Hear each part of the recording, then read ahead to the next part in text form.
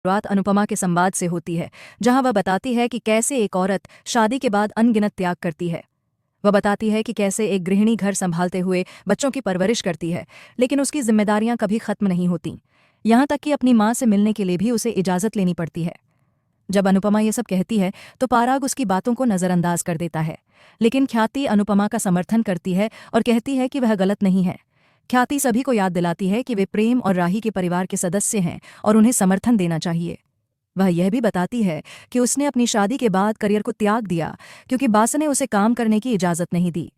ख्याति दुखी होकर कहती है कि उसने अपने माता पिता को निराश किया, जिन्होंने उसे पढ़ाने के लिए संघर्ष किया था। बा अनुपमा पर ख्याति को भड़काने का आरोप लगाती है, जबकि पाराग कहता है कि उसने ख्याति को सब कुछ दिया है। इस पर ख्याति जवाब देती है, सोने का पिंजरा भी पिंजरा ही होता है।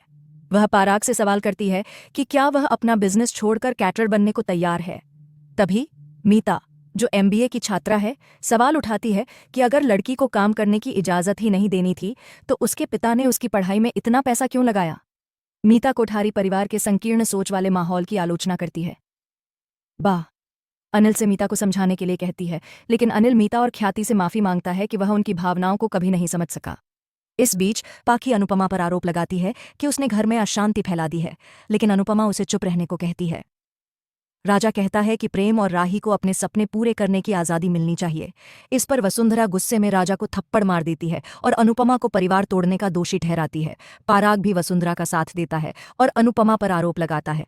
जब प्रेम और राही घर छोड़ने का फैसला करते हैं तो वसुंधरा राही से प्रेम को रोकने की गुहार लगाती है, लेकिन राही कहती है कि वह घर संभालने के लिए तैयार थी, लेकिन वसुंधरा ने उसे कभी मौका ही नहीं दिया।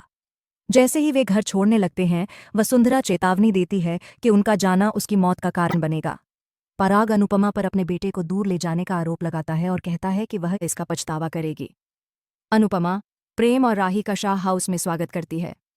गौतम अनुपमा और राही पर परिवार को तोड़ने का आरोप लगाता है, लेकिन अनिल सभी से शांति बनाए रखने की अपील करता है। पराग अपने फैसले पर अडिग रहता है और समझौते से इनकार कर देता है। पाखी अनुपमा पर राही का घर तोड़ने का आरोप लगाती है और कहती है कि ऐसी मां किसी बच्चे को नसीब ना हो। हालांकि लीला और हसमुख अनुपमा का समर्थन करते हैं। अनुपमा समझाती है कि पाखी का गुस्सा उसकी टूटी हुई उम्मीदों की वजह से है, जो उसने ईशानी और राजा के साथ जोड़ी थी। प्रेम और राही अपने नए घर में बस जाते हैं, जहां राही प्रेम के साथ मजबूती से खड़ी रहती है।